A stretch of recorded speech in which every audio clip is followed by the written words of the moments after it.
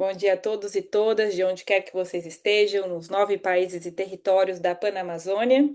Sejam bem-vindos ao webinar Financiando a Bioeconomia na Panamazônia, uma realização da Rede Panamazônica de Bioeconomia, no âmbito da Força-Tarefa de Acesso a Financiamento com o WRI Brasil, a Impact Finance e a Nature Finance.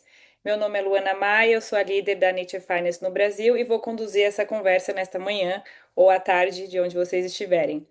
Antes de começar, eu quero passar 3 informações.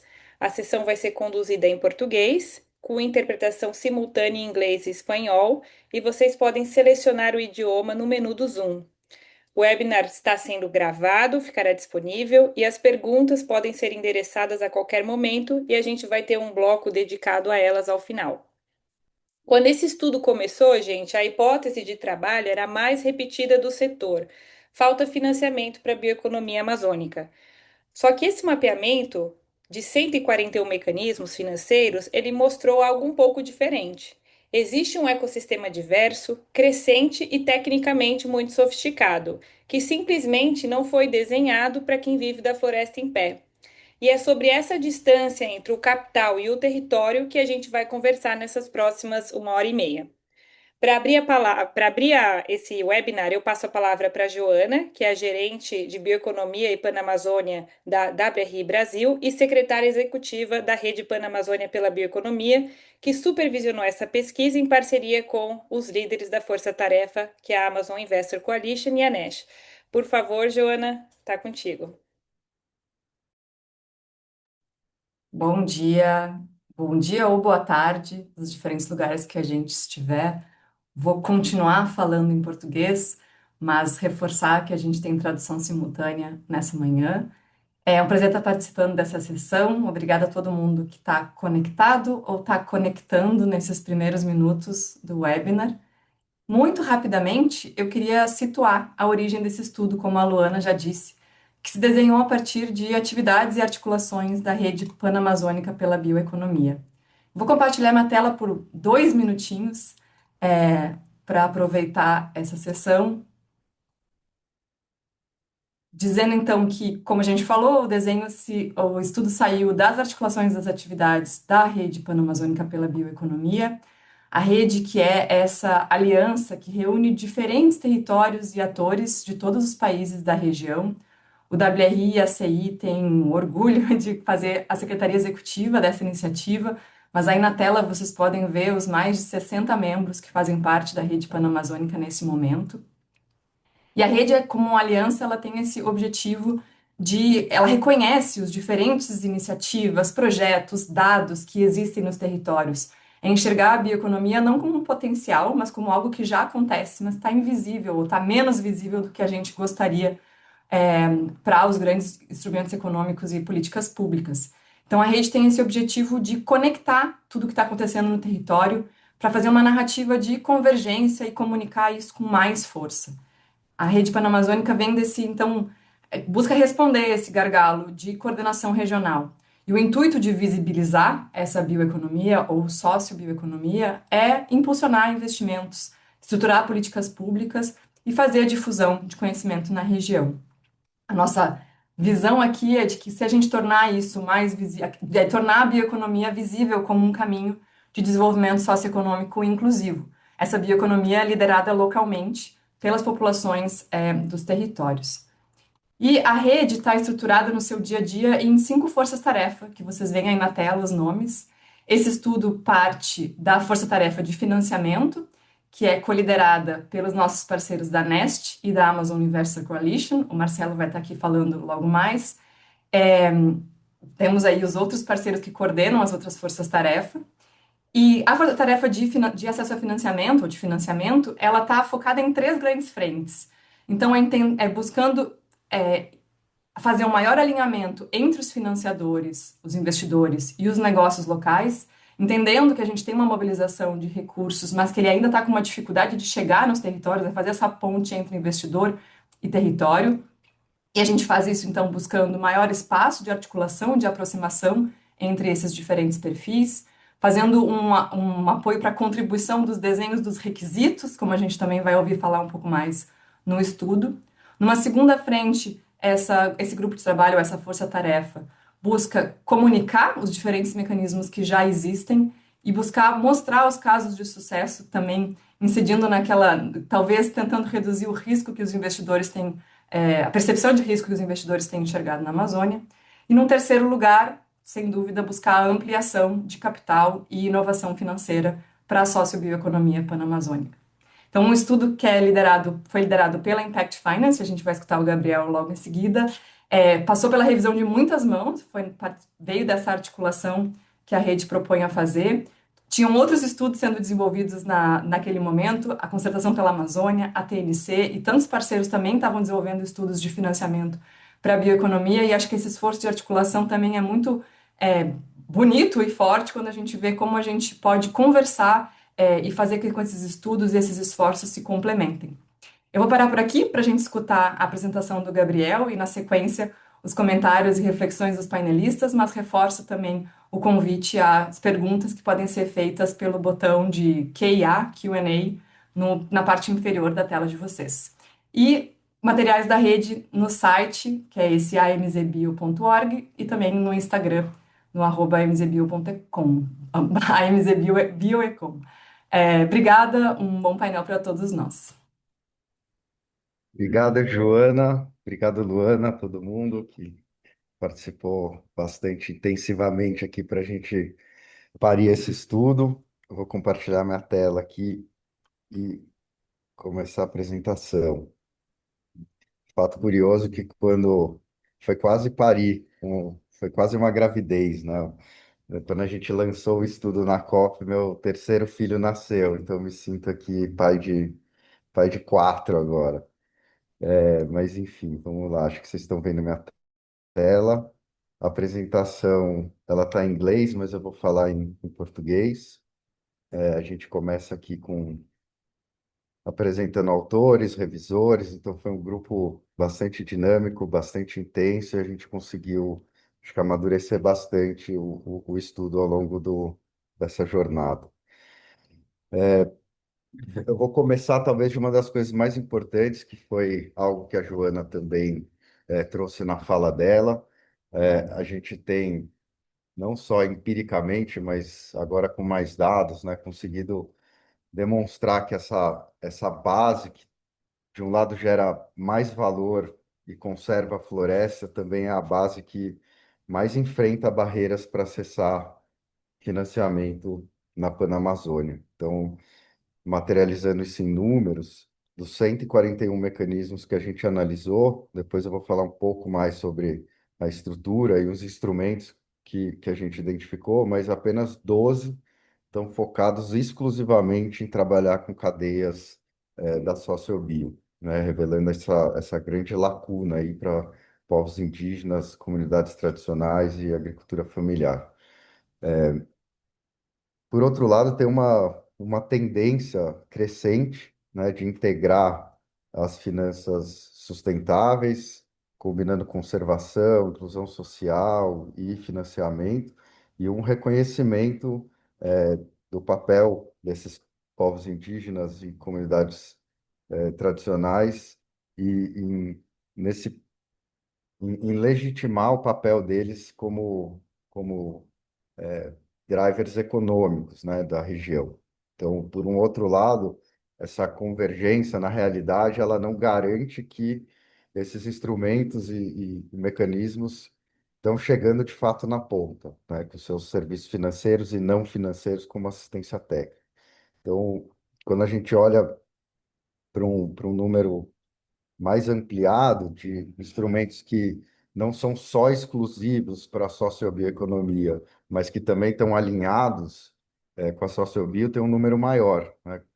Mais da metade dos mecanismos, de algum modo, incluem cadeias da sociobio. E, basicamente, elas são cadeias de produção de alimentos e segurança alimentar, de ciclo curto, produtos florestais não madeireiros, cadeias aquáticas, né, de pesqueira, turismo sustentável e de base comunitária, bioindustrialização e biomateriais, né? A gente, então, olhou. talvez para algo difícil de olhar, né? Que é uma definição. O que que é a sociobioeconomia? Acho que falando de Panamazônia, cada país ou cada região tem um entendimento sobre isso. Então, classificar dentro desses fundos que estão alinhados com a bioeconomia, que foi o foco do estudo, e dividir o que que é sociobioeconomia dentro disso foi um grande desafio, mas a gente conversou bastante sobre isso. Tem algumas recomendações metodológicas para a gente conseguir refinar e melhorar e desdobrar esse estudo e entender o que de fato, o quanto de fato está chegando nessa base, mas a gente olhou basicamente para os beneficiários alvo dos mecanismos. Historicamente, essa sociobio está muito conectada com povos indígenas, comunidades tradicionais e agricultura familiar, um foco em produtos e serviços da biodiversidade, mecanismos que olham para ou cadeias, né, que estão mais integradas ali com valores sociais e culturais, e modelos de organização dos próprios negócios. Então, basicamente, esses princípios se transformaram em seleção para a gente entender quais cadeias estão mais vinculadas à sociobio. E aí tem, né, um desequilíbrio, né? Tem um desequilíbrio que ele é estrutural, ele tem a ver com escala dessas próprias cadeias, e alguns desencontros ali, mais institucionais. Acho que destacando assim um primeiro, e tendo conversado com bastante investidores, doadores, enfim, outros fundos, a gente percebe que tem a primeira questão é uma questão de percepção de risco, né? Da lente do investidor, investir na Amazônia, algo muito distante, é, não se conhece, então, categoricamente, está numa caixinha de alto risco. Isso é uma das grandes barreiras para esse recurso, de fato, né? Os mecanismos serem desenvolvidos para os recursos chegarem na ponta. Tem uma questão de limitação de escala das próprias cadeias, né? A gente está falando de cadeias de extrativismo sustentável, ela tem uma limitação. Os mecanismos tradicionais, o mercado tradicional está acostumado com outro tipo de escala, né? Ela sempre pode crescer, você sempre pode abrir uma área e colocar gado ou plantar soja, né? Também tem um limite, mas são limites diferentes. Tem uma questão também de uma lacuna de garantias, e de mecanismos de mitigação de risco, é algo que é possível de se desenvolver. Então, nem tudo aqui é uma questão que não dá para resolver, né? Eu acho que o estudo traz alguns insights de como é que a gente pode ampliar esse acesso, diminuir as burocracias, as barreiras e ampliar. Tem uma questão também, uma dificuldade de conseguir capturar esses valores sociais, territoriais e culturais e traduzir isso numa linguagem através de indicadores, mas até numa linguagem financeira. E também uma questão que acho que é um pouco do que eu falei antes, né, de existe já um mecanismo econômico que prioriza retornos que são previsíveis e são mais padronizados, né? Então, tudo isso faz com que esse recurso seja mais difícil de chegar na sociobio lá na ponta. Quando a gente analisou também, eu vou falar depois como que o estudo foi feito, a gente entendeu que a grande maioria dos mecanismos são classificadas como alta complexidade para acessar ou para contratar esses mecanismos, né? Então, tem um rigor de documentação, tem uma diligência complexa, profunda, a necessidade das garantias aparece bastante também nessa categorização de complexidade, questões de padrões ESG, certificações externas, enfim, então isso faz com que boa parte dos mecanismos estão classificadas ali entre médio e alta complexidade, o que por si é uma grande barreira para cooperativas, associações, e essa base conseguir acessar.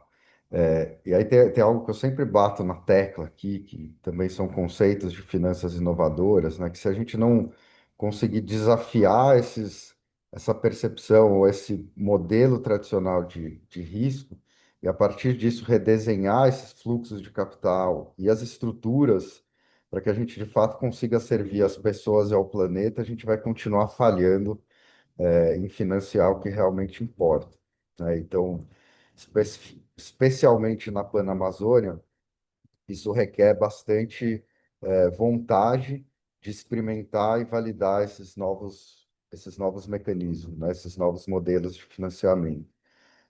Aí o tempo é curto, eu vou passar muito rápido por alguns slides, talvez não dê tempo de falar de todos, mas a gente começou analisando, então, os 141 mecanismos sobre uma ótica de estratégia, de estrutura, de impacto multidimensional, os sistemas de monitoramento e avaliação, olhando para adicionalidade, diferenciação, flexibilização e suporte, e aí uma parte de replicação e escala potencial.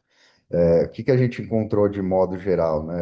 O ecossistema de financiamento da bioeconomia na Panamazônia ele é bastante amplo, ele é diverso e ele também é complexo. Mas algo aqui também super positivo é que dentro dessas declarações ou intenções que a gente encontrou dentro dos mecanismos, tem um esforço muito evidente e claro de alavancar modelos de finanças inovadoras, olhando muito para esse modelo de desenho de blended finance, né, para mobilizar capital privado e público para atingir esse impacto. Então, em termos de alcance territorial e fonte desses capitais, o Brasil tem uma concentração muito grande, né? Então, 45% desses mecanismos atuam exclusivamente no Brasil. Lembrando que a gente olhou para os 9 países e regiões. Quando a gente olha números brutos aqui embaixo, isso permite dupla contabilização. Dá para entender também que tem mecanismos que trabalham em vários, né, praticamente em todos, e mecanismos que trabalham fora da Panamazônia, mas que também englobam a região. Quando a gente olha para fontes de capital, essas arquiteturas de blended finance ou de capital híbrido, elas dominam, né, mais da metade. E quando a gente olha para um financiamento exclusivamente público e privado, o financiamento privado é um pouco abaixo do financiamento público, o que não significa que não tem investimento público e privado em outras estruturas também. A gente olhou para diferentes categorias, né, que apareceram nesses mecanismos. Então, mecanismos que combinam diferentes fontes de capitais, ou desculpa, diferentes fontes de diferentes instrumentos financeiros e não financeiros, são a maioria. Então, a gente fez essa distinção do que é blended finance e mecanismos híbridos. O blended finance está muito voltado para a fonte de capital e mecanismos híbridos mais voltado para o tipo de instrumento e para a combinação desses instrumentos financeiros. Então, o grant aqui ele aparece como doações, a gente tem equity, dívida, subvenção. Subvenção vem de fontes governamentais. A gente tem mecanismos aqui representando benefícios fiscais, garantias e um componente que a gente chamou de finanças inovadoras, né? Iniciativas de finanças inovadoras. Estão olhando para créditos de biodiversidade, crédito de carbono, pagamento por serviços ambientais e outros. Quando a gente olhou para mecanismos de monitoramento de impacto, vem de novo essa questão, né, de ter uma intenção multifacetada de promover a sociobioeconomia da Amazônia, né, com foco muito grande em sustentabilidade e desenvolvimento local. Aqui a gente está olhando também para indicadores, então, dentro disso, vão desde objetivos bastante específicos e quantificáveis até objetivos mais gerais, né? Quando a gente olha para os indicadores, a gente conseguiu encontrar 87 indicadores entre ambientais, sociais, econômicos e operacionais, mas tem um foco muito grande ainda em olhar esses indicadores operacionais como resultado dos mecanismos e menos olhando para resultados de longo prazo, né? Então, aqui tem alguns aprendizados também, muitos indicadores muito parecidos. Esses 87 já é um trabalho de somar, né, indicadores que aparecem diferentes, mas falam a mesma coisa. Quando a gente olha para transparência e reporte, isso está totalmente atrelado à credibilidade e à eficiência desses mecanismos, né? E aqui tem algo bastante alarmante. Isso continua sendo um fator crítico, e algo para a gente trabalhar melhor enquanto ecossistema. A gente tem poucos relatórios ali consistentes. No estudo a gente categoriza bem o que é incipiente, básico, médio, consistente, mas é um número bastante alarmante, assim, em termos de divulgação de resultados e transparência. Quando a gente fala também de apoio e assistência técnica, boa parte dos mecanismos, ali quase 60%, já oferece algum tipo de assistência, seja capacitação para os negócios, apoio na gestão financeira, até em acesso ao mercado e também de implementação dessas práticas sustentáveis. Então, isso é algo bem interessante de olhar. Quando a gente olha para a estruturação desses 141, a maioria já está com operação estruturada, um outro, quase um terço ali tá em fase de piloto, o que é ótimo, né? Mostra que também tem uma tendência e um ambiente crescente ali de estudo, prototipagem e teste, mas tem alguns aprendizados também em cima disso, assim. Então, alguns fatores que a gente enxergou de um esforço enorme em captação acaba colocando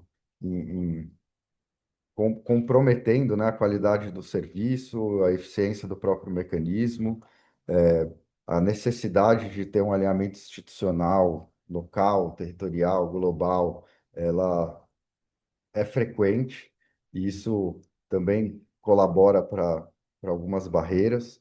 A gente tem uma questão aqui de dependência, né, muitas vezes de um capital ou de organizações internacionais que, de um lado, é uma vantagem, principalmente para os fundos que estão começando, mas também colocam um risco de sustentabilidade financeira de longo prazo.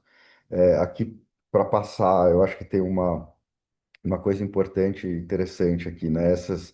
Esses frameworks de políticas e regulamentações, eles têm sido entendidos ali como um driver que traz atração. Então, o mecanismos que estão estruturados sob essa ótica de regulamentação, recursos públicos, ele também traz uma estabilidade, uma previsibilidade, de longo prazo. Aqui a gente foi olhar para adicionalidade ou diferenciação percebida e a relação disso com inovação. Então, ponto positivo, apesar de olhar para a questão da falta de acesso ainda, é que a maioria desses mecanismos são entendidos como de alta adicionalidade, né? Então, existe um esforço muito grande e real de customizar essas soluções para realidades complexas da região, trazer modelos, né, ou desafiar esses modelos tradicionais. Aí o blended finance aparece aqui bastante também e, e realmente olhar, endereçar essas lacunas de mercado, né, que tem um recurso com potencial de crescer bastante e apoiar a conservação e projetos de bioeconomia. Quando a gente olha para o foco ou para os mecanismos que estão trazendo esses componentes, aparece muito conservação ambiental, restauração, desenvolvimento socioeconômico, inclusão, mitigação de mudanças climáticas, adaptação, produtos florestais não madeireiros, bioeconomia de modo geral, tecnologia e startups e, ao mesmo tempo, esses novos modelos de financiamento.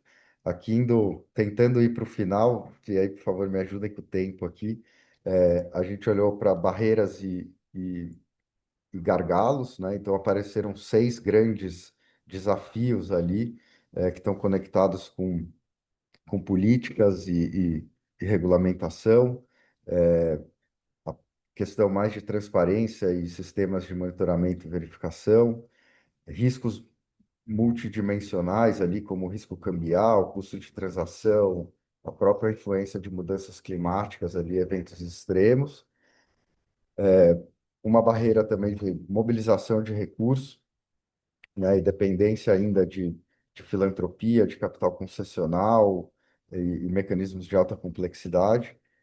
Uma questão de infraestrutura local, então ainda tem muitos negócios em estágio de pré-maturidade, ainda falta assistência técnica, tem questões de conflitos territoriais, vulnerabilidade social e logística, e tem uma questão também desses limites naturais até das cadeias produtivas, né? Então, isso aparece bastante também como a questão da sazonalidade, algo que é da própria região e, de algum modo, acaba sendo uma barreira que precisa ser mais entendida por quem está financiando e desenvolvendo mecanismos do que mudar essa própria lógica local. Quando a gente olha para fatores de sucesso, a gente observou 7 pilares estratégicos. Então, muito importante olhar para ter um alinhamento de contexto local, a compatibilidade dos mecanismos que tem mais dado certo, né? O que tem mais dado certo tem uma compatibilidade grande com as dinâmicas culturais, sociais e ambientais, e incluem comunidades indígenas e povos tradicionais ali dentro do desenvolvimento dessas estruturas.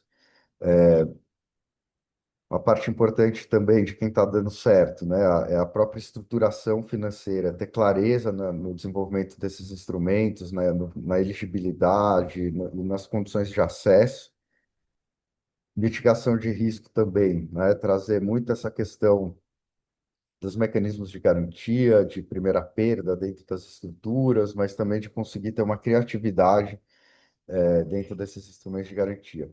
A parte de capital, capital de apoio ali, o smart money, o dinheiro inteligente, né, que combina assistência técnica, capacity building, acesso ao mercado, também é algo que se demonstrou bastante importante. Governança e transparência, escalabilidade e inovação e coordenação dos esforços, né? Então, ali isso tem aparecido bastante, né, dessa coordenação entre todos os atores locais e internacionais, algo que também demanda um esforço contínuo. Ao longo ou indo mais até para o final do documento, do estudo, a gente entendeu um papel de criar essas recomendações para diferentes atores. Então, aqui a gente endereça recomendações para financiadores privados e filantrópicos, apoiar os mecanismos híbridos desenhados para as comunidades ou para as realidades locais, trabalhar arranjos de longo prazo. Isso a gente tem bons exemplos aqui, inclusive que a gente conhece, como o Ix e alguns outros, que estão olhando muito para essa questão de longo prazo e trabalhar dentro do próprio ecossistema, redesenhar e ser mais flexível com os requerimentos ali e critérios socioculturais e produtivos e olhar e ser flexível, né, adaptar essa questão de indicadores de performance, né, bastante voltados para território.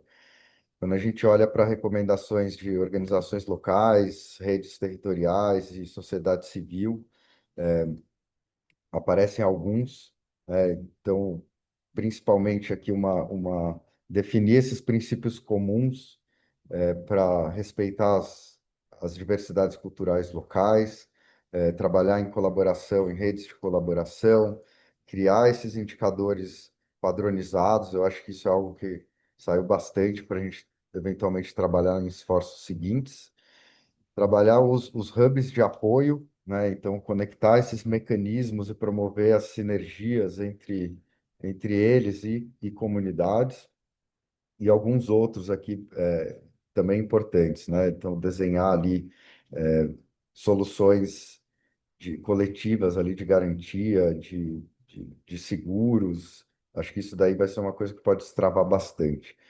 Quando a gente traz recomendações aqui para tomadores de decisão e policy makers ali nacionais e subnacionais, aparece os arranjos regulatórios, incentivos híbridos. Aí a gente tem aqui, até como parte do tema, trabalhar a questão vai ser falado sobre EcoInvest também, eu acho que é algo super importante.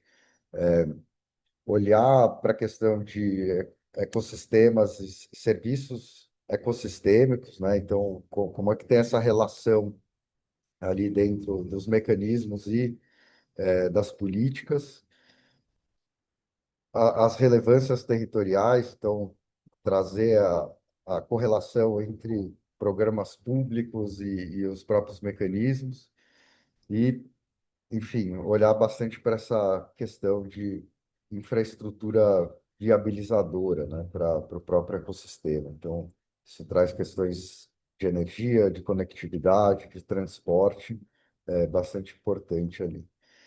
Por fim, a gente tem, no final do mecanismo, um trabalho de olhar mais a fundo para 32 mecanismos que a gente selecionou. Então, são fichas ali em mais detalhes que descrevem mais a fundo cada um mecanismo.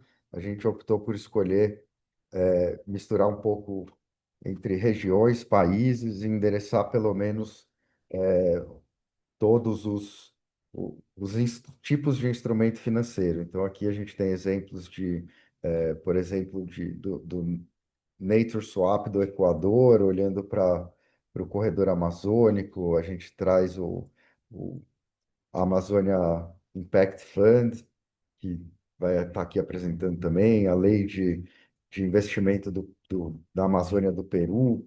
Então, ficou bem interessante.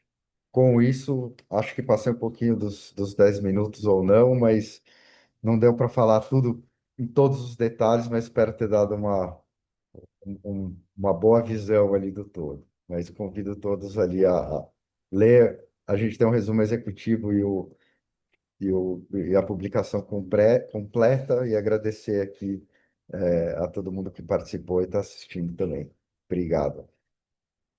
Muito obrigada, Gabriel. Apresentação incrível. Até onde eu apurei, temos mais de 150 pessoas ouvindo. Eu acho que esse estudo ele é um presente, um mapa do caminho para várias das atividades que países panamazônicos estão realizando, né? Para quem é brasileiro, dessas 150 pessoas, a gente tem muito EcoInvest, né? O leilão quarto e quinto de bioeconomia, que pode se inspirar muito nessas lições aprendidas.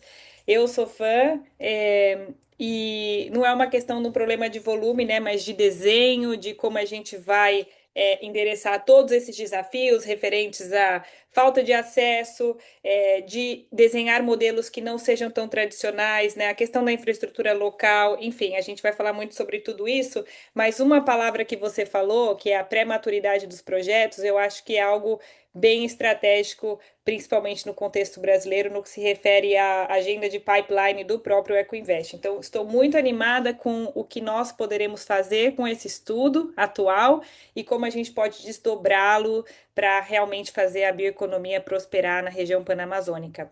Bom, sem mais delongas, o que a gente vai começar agora, gente, então é o nosso painel com os convidados que eu vou apresentar para vocês. Então a gente tem aqui o Aldo Soto, que é o diretor-geral e cofundador da Amazônia Impact Ventures, Verônica Galmez Max, que é especialista líder setorial da unidade de coordenação da Amazônia do BID. A gente tem a Marina Albuquerque, que é a diretora da área de investimentos sustentáveis e de impacto do BTG Pactual. O Marcelo Werner, que é o diretor de economias amazônicas e de fluxos de capital da Amazon Investor Coalition. A gente tem a Maria José Cerda, que é a diretora de economia da Confederação de Nacionalidades Indígenas da Amazônia Equatoriana, a Confeniai, e parte do Comitê Consultivo da Rede Panamazônica pela Bioeconomia, e também o Gabriel, que está aqui conosco, né, que é o cofundador e CEO da Impact Finance. Então vejam que nós tentamos mapear todos os atores dessa cadeia para que a gente consiga fazer um debate o mais produtivo possível, e lembrem-se que vocês podem enviar as perguntas que elas serão direcionadas aos painelistas no momento oportuno. Bom, vou começar então aqui com a Maria. Maria, desses 141 mecanismos que mapeamos, 12, né, foram desenhados exclusivamente para as cadeias de sociobiodiversidade, e mais de um terço classificado com alta complexidade de acesso. Para a Confiniai, que reúne organizações da base, né, em toda a Amazônia Equatoriana, o que você acha quando uma organização como a Confiniai ou organizações membros se aproximam desses mecanismos? O que trava primeiro? E que tipo de exigência concreta de documentação, de garantia, de prazo ou de formalização é o que frequentemente inviabiliza o acesso a esse recurso? Por favor. Ok, buenos días.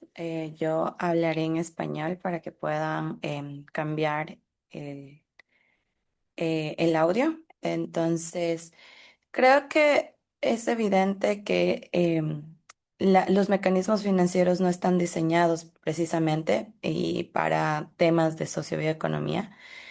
Principalmente porque no se está construyendo procesos ni mecanismos con la sociedad que ya estamos trabajando estos temas, ¿no? Para las organizaciones indígenas se convierte en mucho más complicado trabajar con este tipo de mecanismos, porque primero son muy desconocidos, hay muy pocos. Creo que ese es la primera barrera que tenemos como organizaciones indígenas, que no hay mucho conocimiento acerca de este. Y segundo, creo que lo principal también es el tema técnico, ¿no? Cómo desarrollar desde las organizaciones indígenas todas estas cadenas de trabajo, porque no es solo para las cadenas de valor, sino también cómo ser subsecuente a los requerimientos que piden en los mecanismos. Es decir, el equipo técnico que tenemos en las organizaciones indígenas es muy, muy reducido, ¿no? Entonces, eso debilita la forma de gestión que nosotros podemos ingresar, ¿no? Es decir, el mecanismo financiero nos requiere a una persona en contabilidad al 100% para el proyecto. Sin embargo, no contamos con nosotros con los recursos para que la misma persona que lleva los otros registros contables de la organización se dedique 100% a temas de economía. Y eso ya debilita de por sí, ¿no? Tenemos que conseguir una persona adicional para que gestione toda la documentación, como decíamos, ¿no? Una de las principales razones por las cuales hemos demorado muchísimo el tema de cumplir con requisitos de documentos ha sido principalmente porque la mayoría de estos tienen mucho que ver con la contabilidad que tenemos las organizaciones indígenas, ¿no? Y en general, o sea, si Confeniai, que es una organización regional ecuatoriana, tiene esos inconvenientes, no se diga de las organizaciones más pequeñas, más locales, más territoriales, que lamentablemente no cuentan con un sistema contable, un software. Entonces, se vuelve complicado gestionar todo esto porque se necesita licencia, se necesita, como dije, el personal a tiempo completo y eso genera mucho, mucho inconveniente, ¿no? Que no digo que se tiene que poner más flexible, sino que se tiene que tomar en cuenta estas adversidades que ya tienen las organizaciones indígenas y que no se tiene que ver como un programa en específico, ¿no? Es decir, no solo por el proyecto del mecanismo financiero, sino en general por todo. Y creo que ahí radica en cómo nosotros queremos construir estos procesos para ingresar en los mecanismos financieros, que los indicadores que se vean dentro de estos mecanismos sean interculturales. Nosotros hemos estado proponiendo muchísimo y de hecho el BID es parte de este proceso de construcción de indicadores interculturales en donde no se tome en cuenta solamente a corto plazo los impactos que vamos a tener como proyectos y de sociobioeconomía, sino más bien cómo esto genera los impactos necesarios a las comunidades en donde se está interviniendo, ¿no?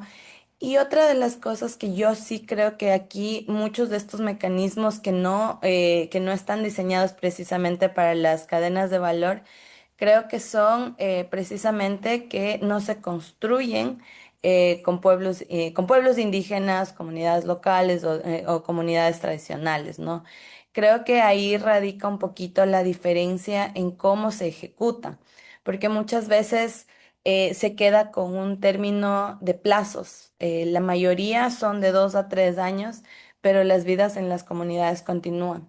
Y no hay un proceso de transición para que esto sea más sostenible a largo plazo y no se vuelva una dependencia de financiamiento del mecanismo financiero, sino más bien encontrar el punto de equilibrio, podríamos decir, donde las comunidades, los proyectos sean autónomos y sean sostenibles, ¿no? Entonces creo que eso únicamente se logra también fortaleciendo la gobernanza territorial de las comunidades impactadas. Si bien la sociobioeconomía va a erigir muchísimo la solvencia económica de estas comunidades, creo que también lo que falta medir ahí es cómo se impacta a la gobernanza territorial y eso radica muchísimo en que no se construye, como dije, de manera conjunta. Entonces, creo que lo importante aquí, más allá de la documentación, es cómo se construye en general el proceso de ingresar al mecanismo financiero y también los resultados esperados. Perfeito, muchas gracias. Ai, perdão.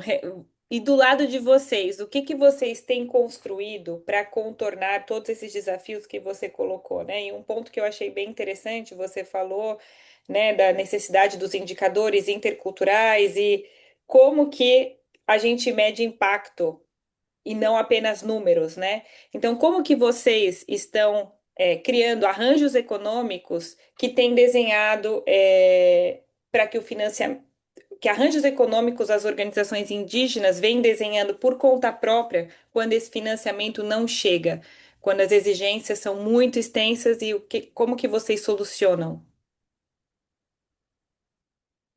Sí, a mí me gustaría aquí mencionar un proceso que tenemos en Confenia y cómo hemos trabajado durante estos 3 últimos años.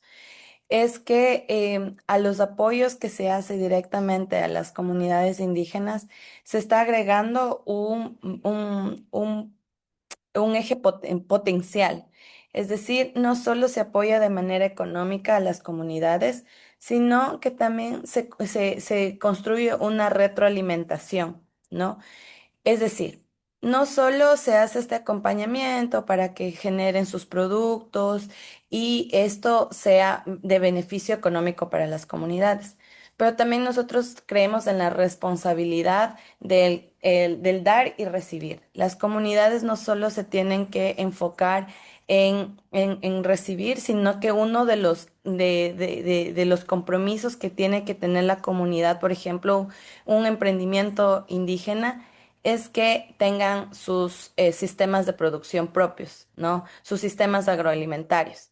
Si tenemos un emprendimiento, las familias tienen que tener su sistema agroalimentario y nosotros lo llamamos chacra, aja, y eso permite que las ganancias económicas sean invertidas nuevamente en el emprendimiento y ya no en cosas básicas como alimentación, ¿no? Porque de eso se trata también la sostenibilidad, no acabarnos todos los bosques, sino más bien que se genere este dinamismo territorial, porque muchas veces por estar haciendo los productos se olvida que se tiene que producir de manera diversa en los territorios, ¿no? Y eso hace más fácil el ingreso de productos externos, ¿no? Como ya no se come yuca, sino se trae y se compra fideos, que no es una alimentación propia nuestra, ¿no? Y eso es lo que estamos encaminando para que se note que no solo se tiene que medir en las regalías del emprendimiento, sino más bien en cómo se reinvierte en la gobernanza territorial y en el cuidado de los bosques. Entonces creo que ese es uno de los fuertes indicadores que estamos tratando de ingresar a los nuevos proyectos, pero cuando se hace una construcción en conjunto. Y creo que eso se puede conversar muchísimo más, así que creo que esto tiene que ser una conversación de todos en conjunto. Muito obrigada, Maria. Temos muito que aprender com a economia indígena e que a gente pare de comer fideus e comamos mais yuca. É, vou passar agora então para o Aldo, que o Aldo ele é da Amazônia Impact Ventures, financia cooperativas e organizações comunitárias que o sistema financeiro tradicional muitas vezes classifica como não financiáveis. O estudo classificou que 52 dos 141 mecanismos, mais de um terço são de alta complexidade de acesso, como o Gabriel comentou, pelas diligências, exigências de garantias convencionais e alinhamento a múltiplos padrões. Então, eu tenho duas perguntas para você, Aldo, e muito bem-vindo aqui. O que que vocês precisaram desmontar ou adaptar do manual tradicional de crédito para conseguir operar e fazer esse dinheiro chegar na ponta? E quanto que isso custa em termos de risco e em despesa operacional? E mesmo em um mecanismo que é desenhado para ser acessível, quem que continua ficando de fora? Não financiável. Por favor, Aldo. Bueno, muchas gracias, Luana y Joana, por la invitación. Realmente muy interesante estar en el panel y el estudio yo creo que es muy interesante y muy útil. Yo creo que en realidad nosotros, en nuestro caso, nosotros empezamos con otro manual. Nosotros creamos Amazon Impact Ventures y el fondo Amazonia Impact Fund 1 desde nuestra experiencia trabajando en el bosque, con comunidades indígenas, con comunidades locales y trabajando con ellos directamente. Y también de nuestra experiencia trabajando con fondos de inversión en Londres. Eh, Cuando empezamos entrevistando a más de 50 cooperativas, asociaciones de productores y empresas privadas, y el 95% nos decían lo que necesitamos es capital de trabajo. Y ellos tenían el producto, tenían el comprador, pero no tenían acceso a financiamiento. Eh, o a veces tenían acceso a financiamiento, pero no con los términos que necesitaban. Entonces, fue así que decidimos crear un fondo de deuda que pueda ser flexible, tolerante a riesgo, paciente y que pueda también incentivar mejores prácticas sostenibles, ambientales y sociales, que digamos, es la misión de la empresa y del fondo y por lo que nos metimos a este tema realmente, ¿no? Y eso implica pues una estructura de blended finance y del uso de instrumentos financieros en los cuales el impacto forma parte del diseño del mismo instrumento. Nosotros usamos para eso los Impact Link Loans o los créditos vinculados al impacto para justamente atar resultados ambientales y sociales a incentivos, ¿no? Como la reducción de tasa de interés, que es un incentivo muy sencillo, fácil de entender para todos y que se puede operacionalizar muy fácilmente. Y así, por ejemplo, podemos incentivar conservación de bosques primarios o implementación de sistemas agroforestales o trazabilidad en cadenas de valor, no solamente desde el trabajo con las asociaciones de productores, sino también con procesadores en el medio de la cadena o incluso con compradores. Nosotros trabajamos con un enfoque a lo largo de la cadena de valor donde también trabajamos con compradores que a veces necesitan financiamiento, que pueden no estar basados en la Amazonía, pero que son empresas con una misión clara de querer trabajar con una intención de proteger bosques o trabajar con pequeños productores y que necesitan financiamiento también. Entonces, nosotros operamos en Perú, en Ecuador, en Colombia, y desde este año estamos entrando también un poco a Brasil. Pero bueno, claro, al final estamos dando créditos y debemos seguir algunos lineamientos. Y aunque tuvimos, digamos, que cambiar la forma de ver las cosas al inicio, nos tuvimos, digamos, que poner otros lentes. eh, Creo que lo hicimos con la experiencia y con la experiencia de todo el equipo, que tenemos experiencias en finanzas rurales, en crear y manejar empresas también, o sea, también somos, digamos, emprendedores en ese sentido y sabemos la necesidad y la dificultad de acceder a financiamiento. Entonces, en vez, por ejemplo, de pensar en, cuando analizamos un crédito, en cómo el patrimonio puede respaldar esa deuda, lo que pensamos es cómo el flujo comercial va a poder repagar la deuda. Porque muchas veces el patrimonio de cooperativas o de pymes, de empresas pequeñas y medianas, es muy pequeño, ¿no? Pero tienen una actividad comercial muy activa, ¿no? Entonces, eso lo vemos, por ejemplo, en caso de garantías. A veces que se necesitan para un crédito, nosotros sustituimos la necesidad de una garantía real, de una hipoteca sobre la tierra, por ejemplo, por o analizando la relación comercial entre la cooperativa y el comprador, ¿no? Eso para nosotros es muy importante, le damos mucho esfuerzo a eso, contactamos siempre con los clientes, mantenemos una comunicación muy fluida también. Y en el caso, por ejemplo, de análisis, el análisis crediticio, nosotros no ponemos como una barrera de entrada estados financieros auditados. Usualmente se piden 3 años de estados financieros auditados. Nos dimos cuenta que eso realmente no funciona, ¿no? Muy pocas empresas los tienen. Auditados, muy pocas. Y de algunos, inclusive 3 años, también se les complica. Entonces, somos flexibles en eso, pero sí modelamos el flujo de la campaña, entendemos bien el calendario de cosecha.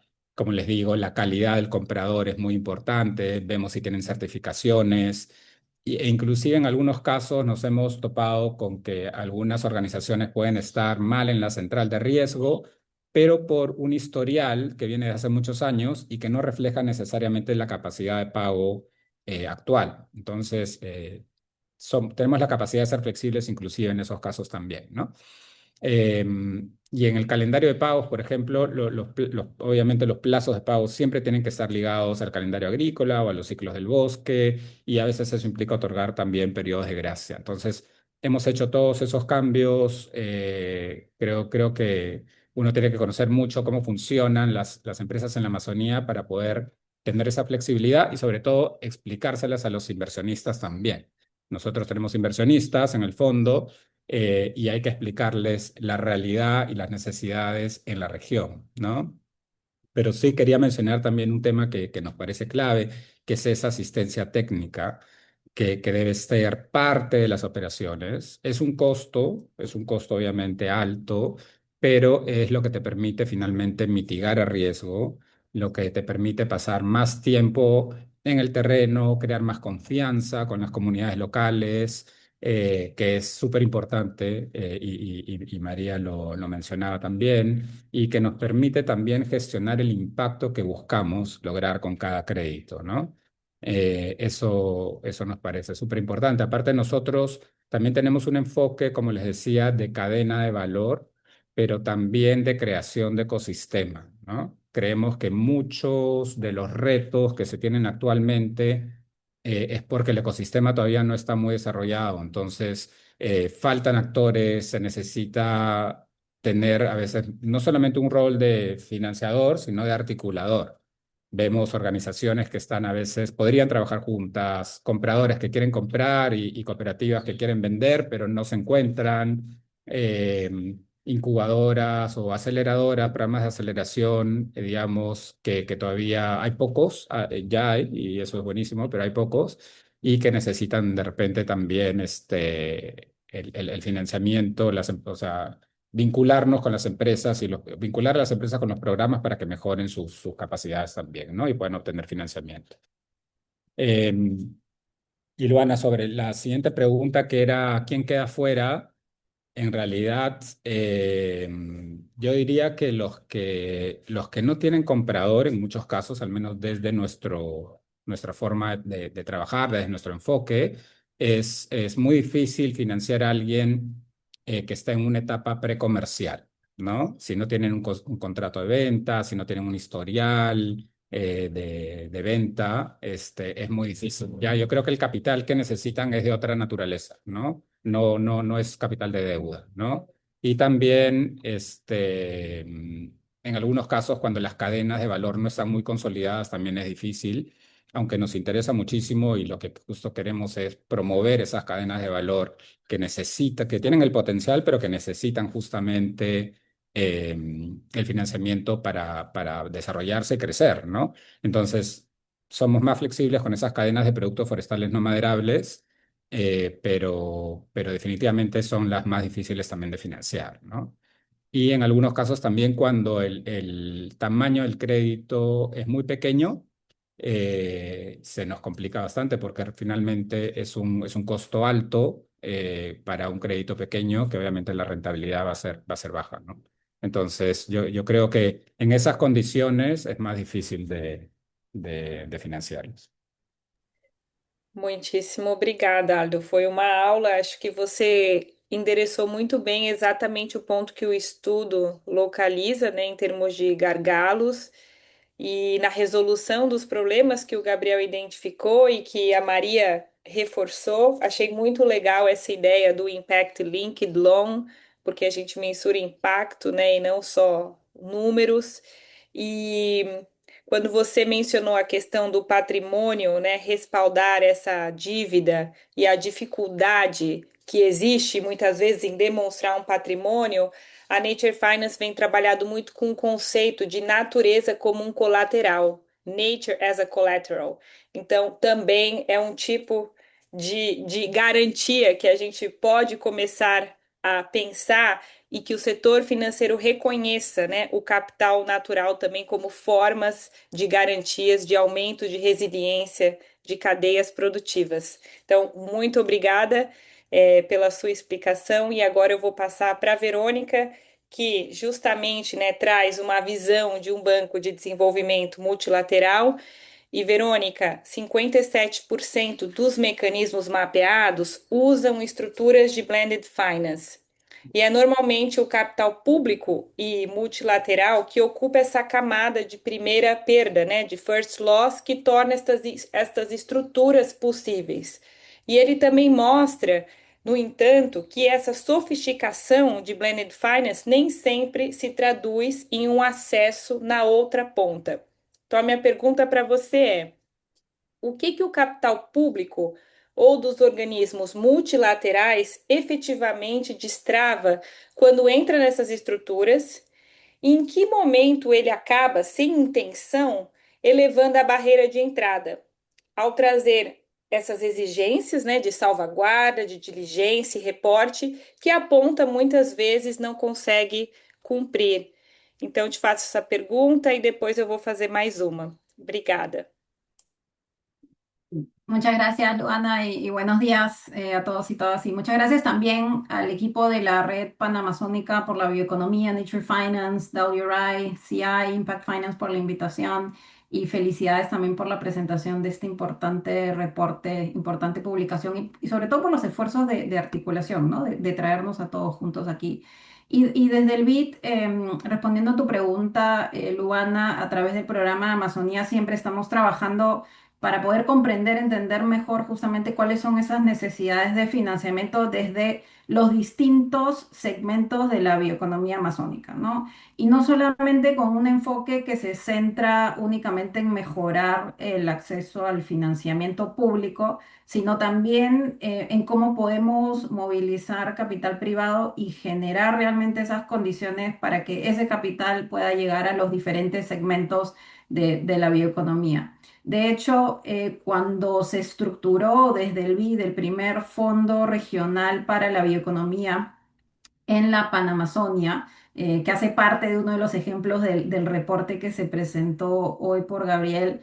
Esto es allá por el 2021. Realmente la tesis central de ese programa fue cómo es que la movilización de recursos concesionales, de fondos climáticos, acompañados de un capital ordinario del banco, logran apalancar capital privado para esa inversión en las diferentes cadenas o sistemas de valor de la bioeconomía amazónica y que a la vez también pueda demostrar el impacto en el aumento de la resiliencia en los distintos sistemas bioeconómicos, ¿no? Fue un gran reto en su momento, estamos hablando de hace 5 años, pero creo que esa combinación, ese mix de instrumentos financieros para poder reducir la percepción de riesgo, para la inversión fue un elemento clave.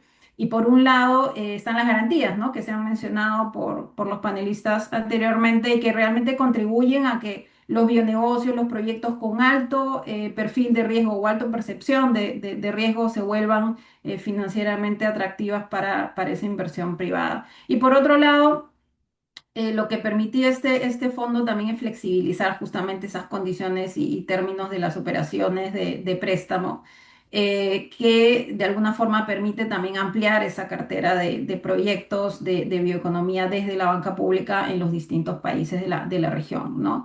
Y obviamente todo esto tiene que ser acompañado de asistencia técnica, que también lo mencionó Aldo en su momento, ¿no? Y es una asistencia técnica que permite, por un lado, seguir fortaleciendo las capacidades de las instituciones financieras para poder abrir cartera en bioeconomía y por otro lado también poder cubrir con recursos no reembolsables esas demandas, esas necesidades de organizaciones que siguen trabajando en las condiciones de acceso a crédito, como bien lo mencionó María José también. Entonces, Luana, tu pregunta no es que necesariamente se esté elevando la barrera, ¿no? de entrada con requisitos adicionales. Creo que el tema central aquí es poder responder sobre cómo se está dimensionando esa entrada, qué tipo de métricas están siendo utilizadas, estamos utilizando para poder medir, ¿no? Entre comillas, los diferentes segmentos de la bioeconomía, con requerimientos, con capacidades, con experiencia, con exposición que realmente son muy diferentes. Y por otro lado, es también reconocer la misma expansión de la participación del sector privado que demanda salvaguardas, demanda mecanismos de distribución de beneficios, demanda procesos transparentes, sistemas de trazabilidad que realmente aseguran una participación efectiva de los distintos actores que hacen parte de esta arquitectura organizacional de los bionegocios, pero que a su vez también puede estar aumentando justamente esa percepción de credibilidad o la credibilidad de la confianza de los inversionistas, ¿no? Entonces, a tu pregunta central de cómo acceder o cómo favorecer el acceso al crédito, me gustaría responder con dos ejemplos concretos, ¿no? Que parten de un entendimiento de esa bioeconomía amazónica como una estrategia de transformación productiva, ¿no? Una transformación de la competitividad de largo plazo, pero que realmente necesita un arraigo, un aterrizaje territorial. Entonces, el primer ejemplo que quería traer aquí es una operación de préstamo a través de la banca pública, concretamente en Brasil el año pasado.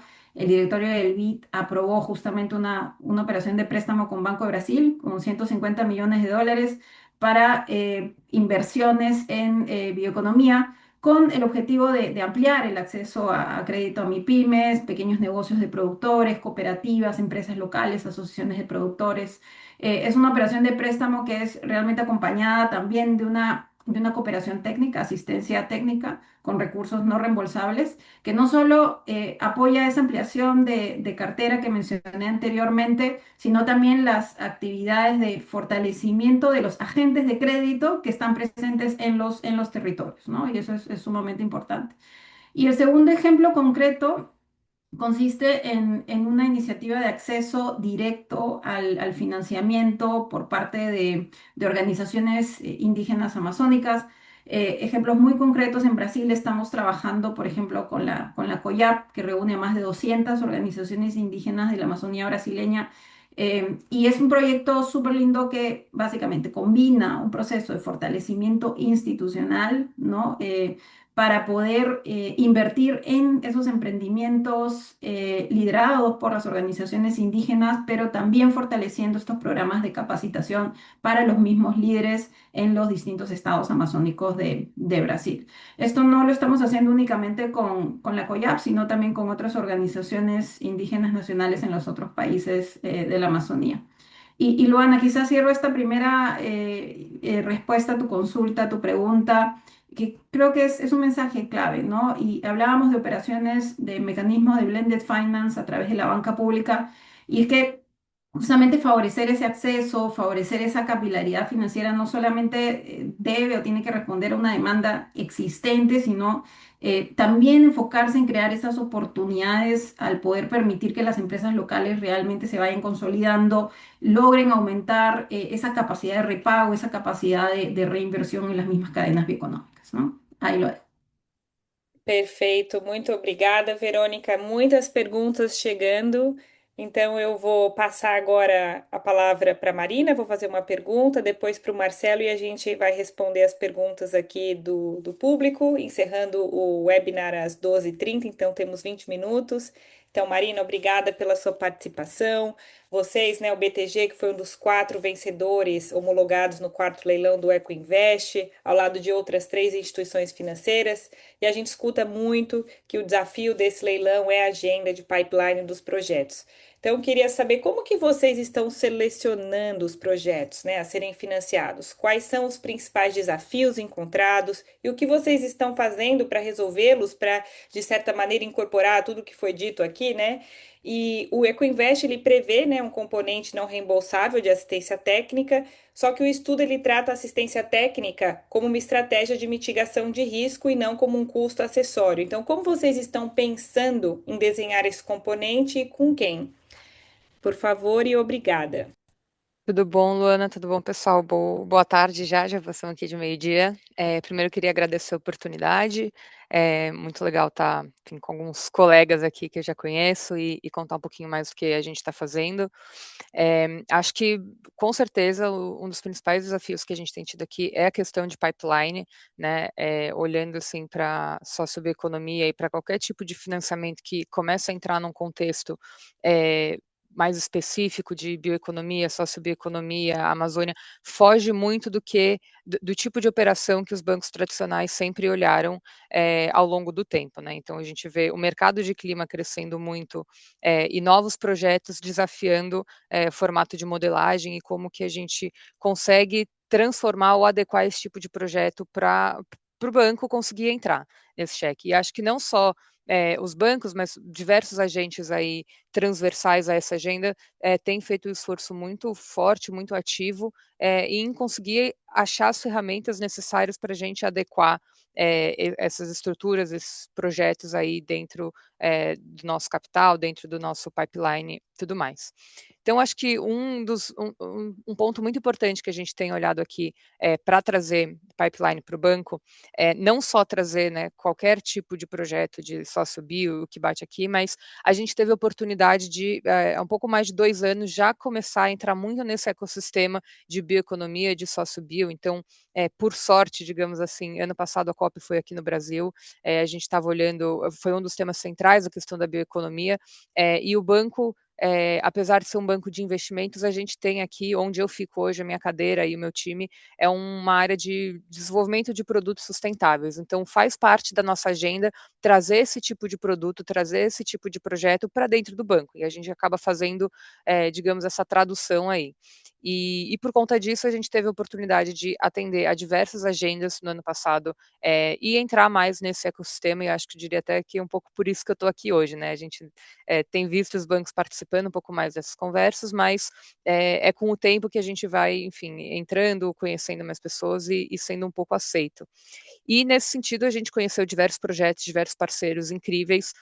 Um deles aí, que puxando um pouquinho de saco, o Gabriel, que trouxe o estudo para a gente, mas que a gente está aí numa parceria já costurando aí há mais de um ano, então primeiro conhecer o projeto, acreditar no projeto, em quem está trazendo, em quem está estruturando, e para isso a gente tem trazido também alguns outros potenciais pipelines de financiamento aqui para o banco, que a gente conheceu no BAS desse ano, que a gente conheceu no Amazonia Finance Network, que a gente conheceu no Summit que o BID realiza a cada 2 anos, que eu pude ir lá em Manaus 2 anos atrás.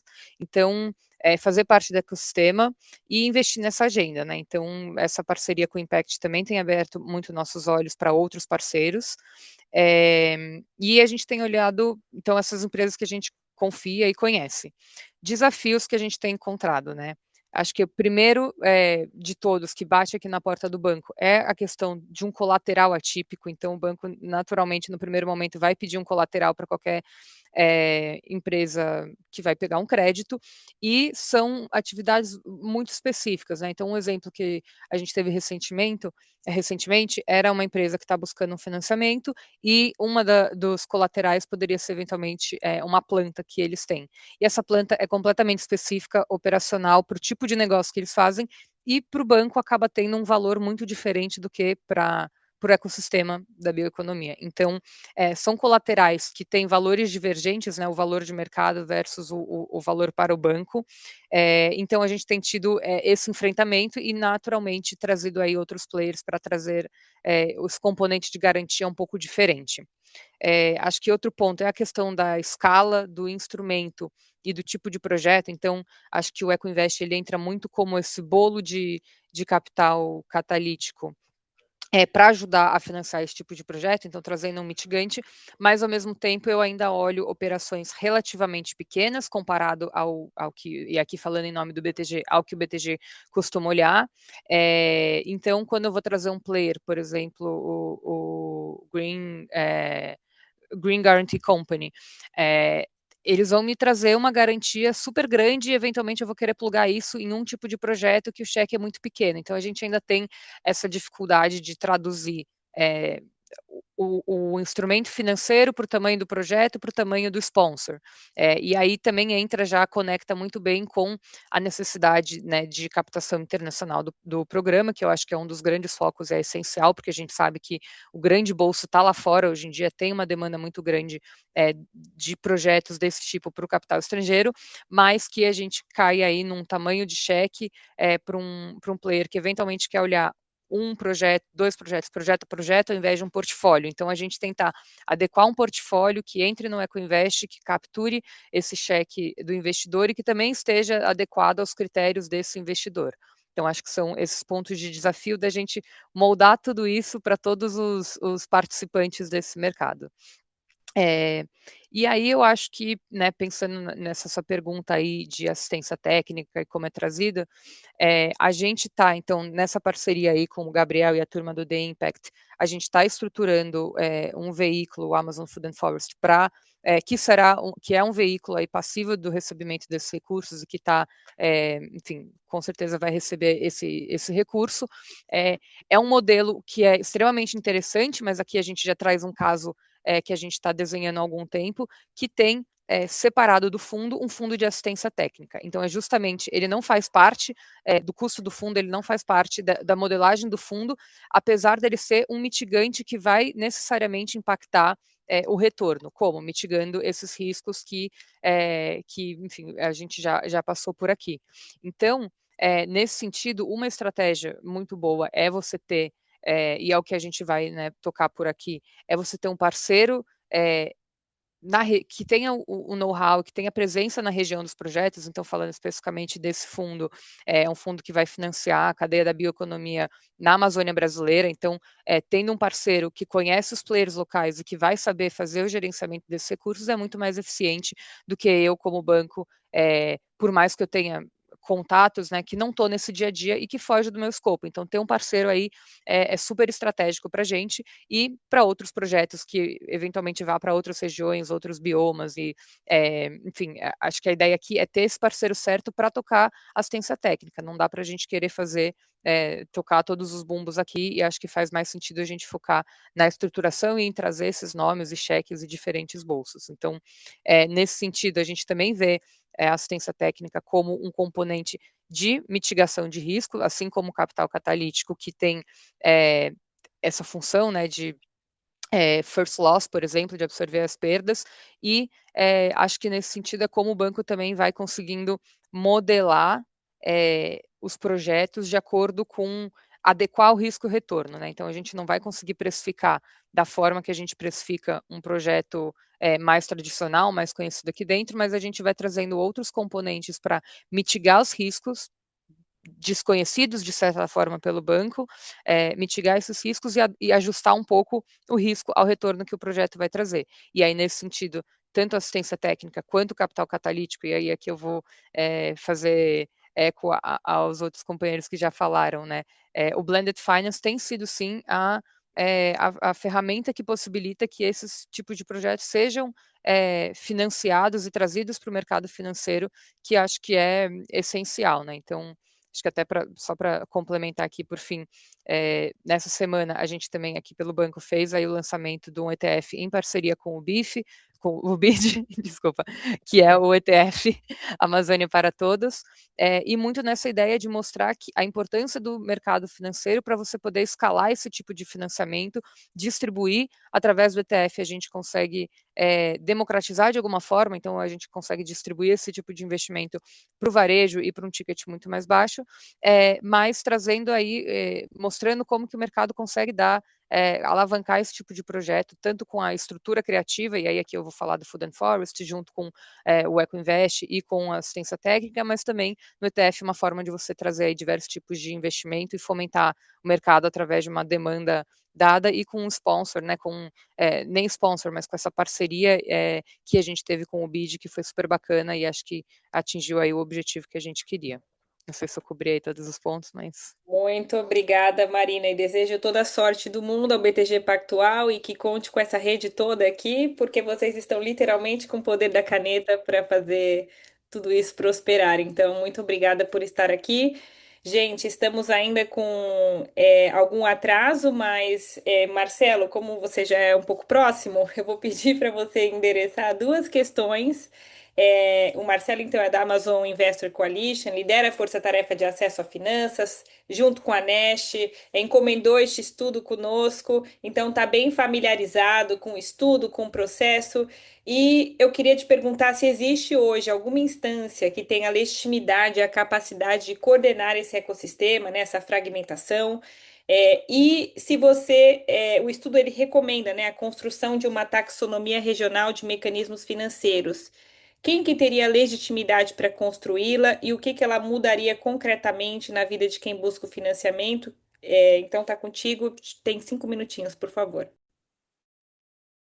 Legal, Luana, boa tarde a todos e todos. Agradeço bastante o convite de fazer parte, né, desse webinar, a gente poder falar desse tema que todos nós estamos muito envolvidos. As perguntas no chat são muito boas também, eu quero também tocar um pouco nisso, mas basicamente eu acho que, nem na sua pergunta, né, talvez a palavra coordenar ela talvez seja muito, porque a gente está falando de, né, assim, um espectro bem diverso de fontes de financiamento, desde público, privado, interregional, né? O mecanismo é pan-amazônico, então tem alguns que são exclusivos de alguns países, né? Como a gente viu, né? Na apresentação toda do Gabriel, mas eu acho que a rede Pan-Amazônia, nossa Task Force, que envolve todos nós e é um espaço colegiado, tem essa legitimidade, talvez até mesmo, né, o mandato de poder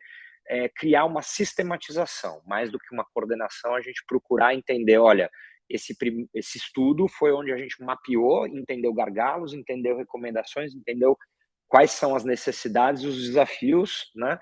Agora, talvez um próximo passo se alinha com as dificuldades de acesso, né? Como a gente ouviu da Maria José, a gente entende, né, que existe uma complexidade muito grande. A gente percebeu que mais de 90% dos mecanismos têm essa complexidade.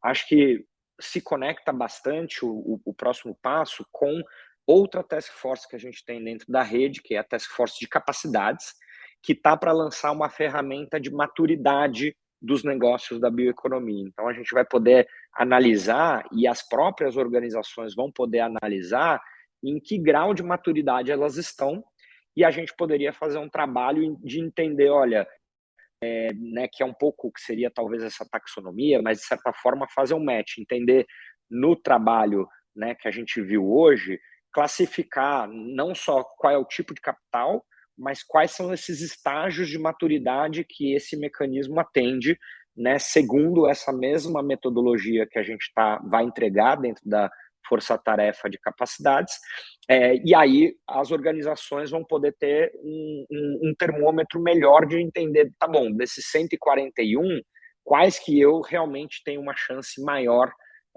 de acessar de acordo com a maturidade que eu tenho e de acordo com a maturidade que esse mecanismo, né, está disposto a ofertar o seu recurso, né?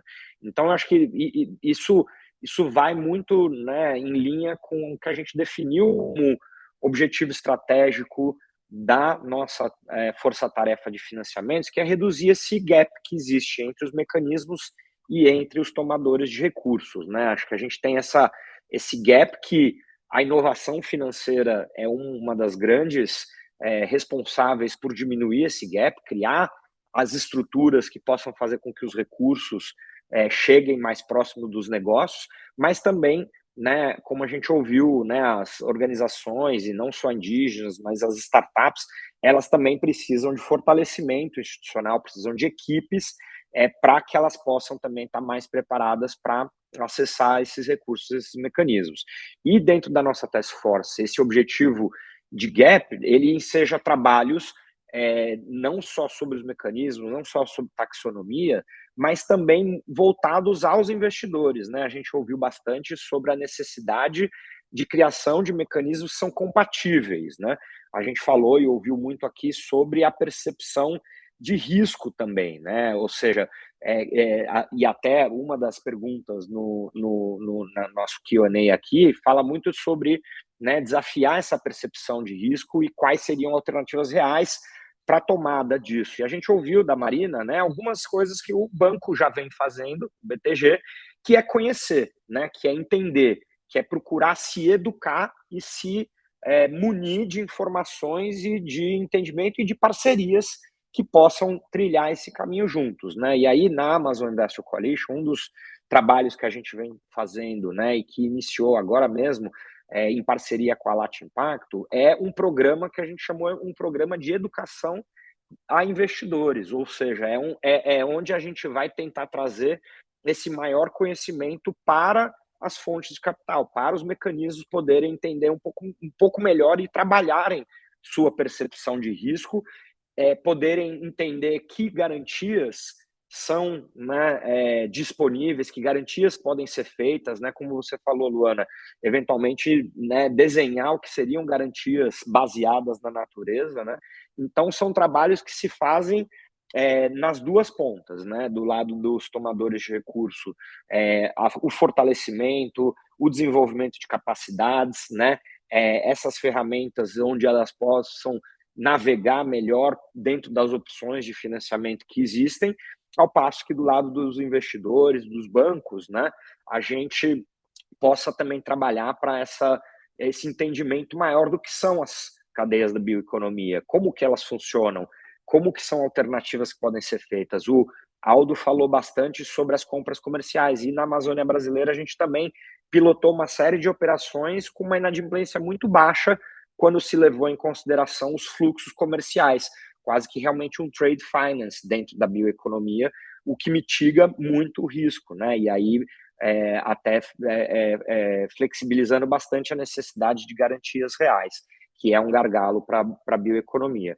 Mas eu acho que no âmago de tudo isso, e quando a gente fala, né, e a gente ouviu aqui algumas outras perguntas mais filosóficas e importantíssimas, né, sobre o que a gente quer de escala e desenvolvimento dos territórios no desenvolvimento da bioeconomia, eu acho que quando a gente fala dos investidores que vão apoiar esse desenvolvimento dessa cadeia e, portanto, né, a conservação, o fortalecimento das comunidades que promovem a proteção do bioma, a gente tem que falar de uma tripla análise, né, dos investimentos, e não só um ajuste de risco e retorno, mas também um terceiro componente, que é o impacto positivo. Então, o risco e retorno ser também ajustado pelo impacto positivo de conservação do bioma, de mitigação das mudanças climáticas, porque isso interessa também a esses financiadores. Ou seja, risco maior é que a Amazônia seque e a gente não tenha um sistema hídrico funcionando na América do Sul.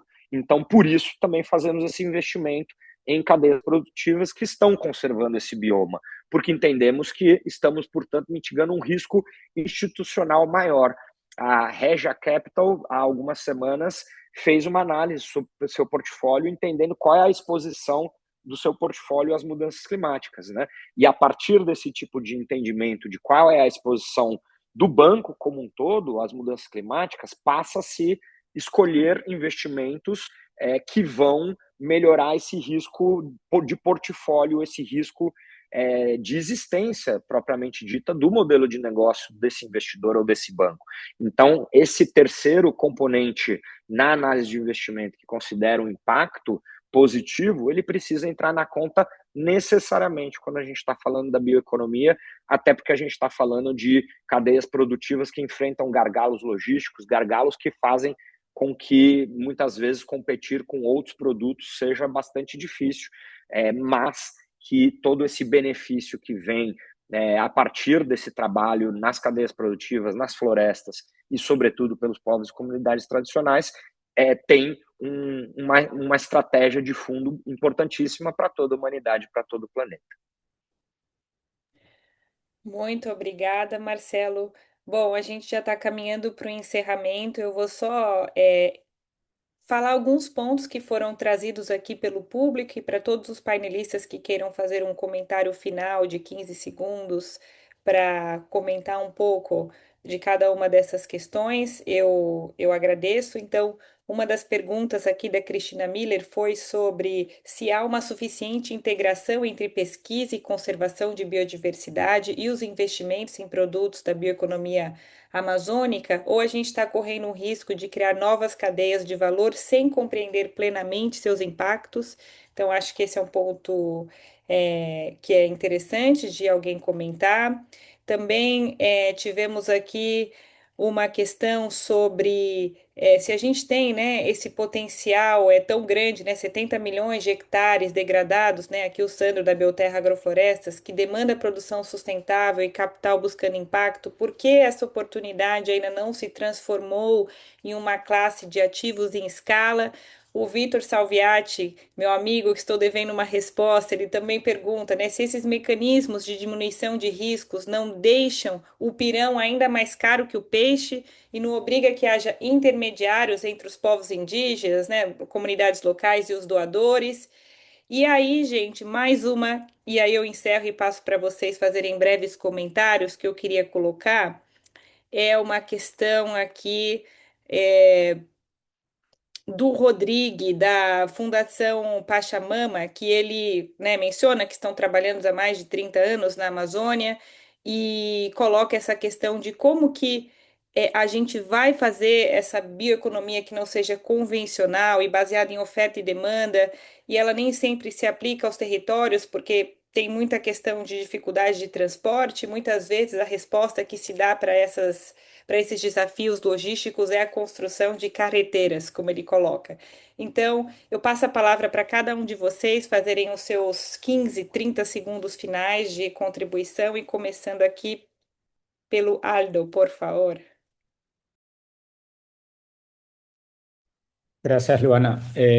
Yo creo, justo le respondí a Cristina por el chat.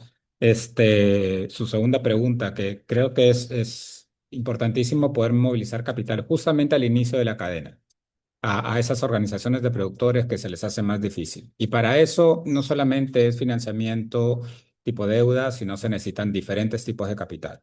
Pero para poder movilizar deuda, los fondos como que tenemos nosotros necesitan garantías. Y yo creo que ahora es lo más difícil de conseguir y el estudio, y Gabriel lo mencionó, solamente el 3% de los instrumentos son garantías. Es muy difícil o muy caro, o hay muy pocas garantías en el mercado para que fondos puedan acceder a ellas, o no solo los fondos, sino también las empresas, ¿no? Entonces eso yo creo que es una limitante muy grande, yo diría la mayor. Muchas gracias. Verônica?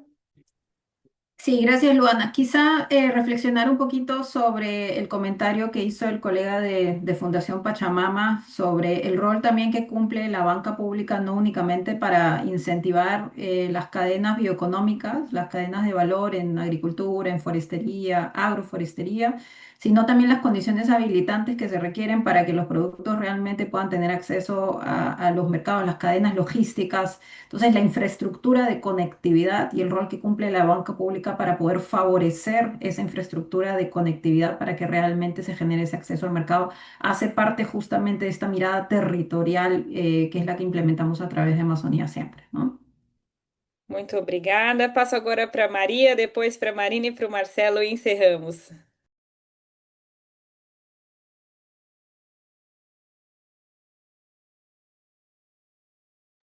Marina, por favor. Acho que o comentário que eu queria fazer aqui, né, olhando um pouquinho das perguntas, é sobre trazer esse tipo de investimento para pessoas físicas, né? Então, acho que um dos pontos que eu já trouxe aqui foi a questão desse lançamento do ETF que a gente fez nessa semana. Então, é um produto completamente acessível para o varejo, para pessoas físicas e que tem um risco controlado, digamos assim, porque a gente está falando de replicar um índice e ter uma estrutura aí de backtest, então a gente já sabe um pouco de volatilidade da carteira, da mesma forma que isso gera um mercado, uma demanda de mercado para produtos desse tipo. Então, muito da ideia do ETF é criar esse ciclo de você ter uma demanda e incentivar outras empresas e instituições financeiras e agentes a emitirem dívidas olhando para a Amazônia, porque tem um bolso específico para isso. Nesse caso, a gente está falando do ETF, mas com enfim, milhões de reais aportados, é um produto aí que tem bastante visibilidade para o investidor estrangeiro, então a gente começa a criar essa alavanca e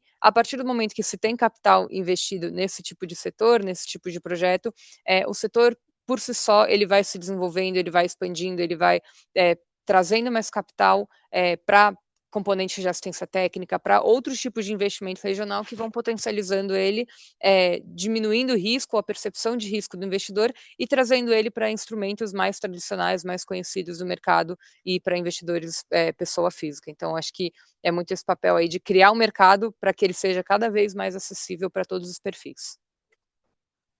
Perfeito, obrigada, Maria. Sí, yo creo que lo fundamental es, de nuevo, enfatizo mucho en la construcción en conjunto con organizaciones de la sociedad civil, sobre todo en el caso de pueblos indígenas con nosotros.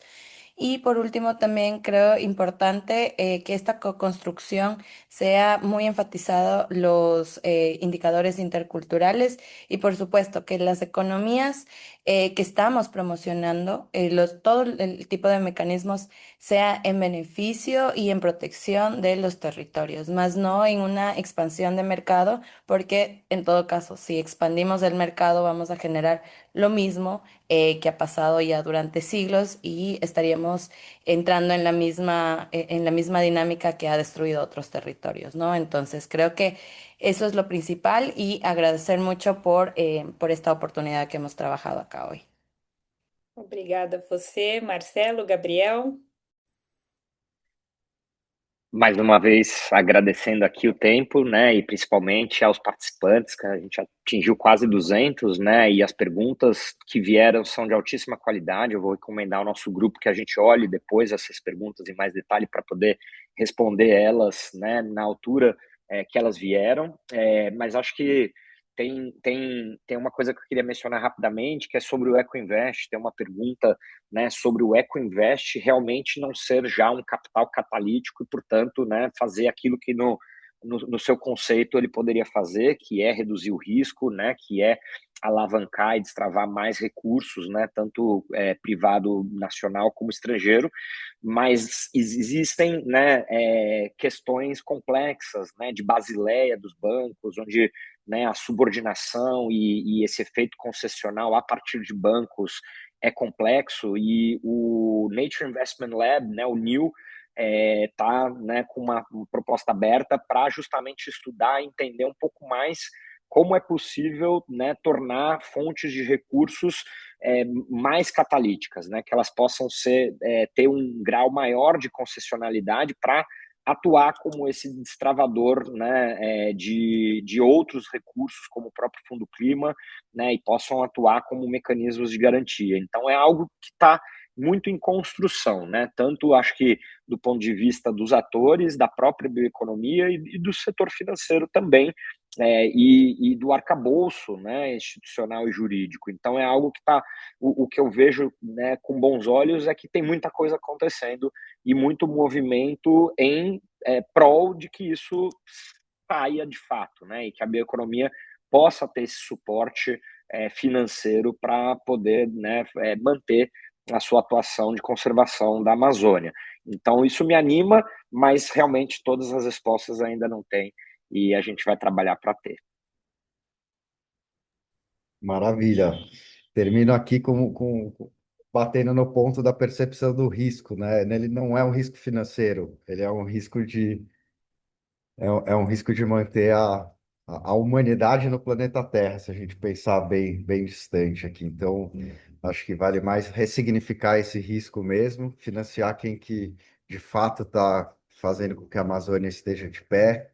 O mundo não existe sem a Amazônia e sem seus ecossistemas de pé. Então, parece uma fala meio ativista, mas é só olhar lá para frente, né? Não tem soja, não tem gado, não tem banco, não tem nada se os seres humanos não conseguirem achar um jeito de sobreviver aqui e coexistir com as outras espécies. Eu termino assim.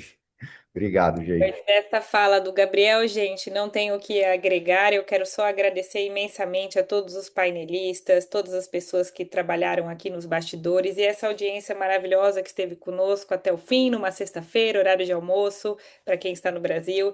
Então, uma ótima semana, a todos, final de semana e obrigada. Muito obrigada, seguimos em contato. Tchau, tchau, gente.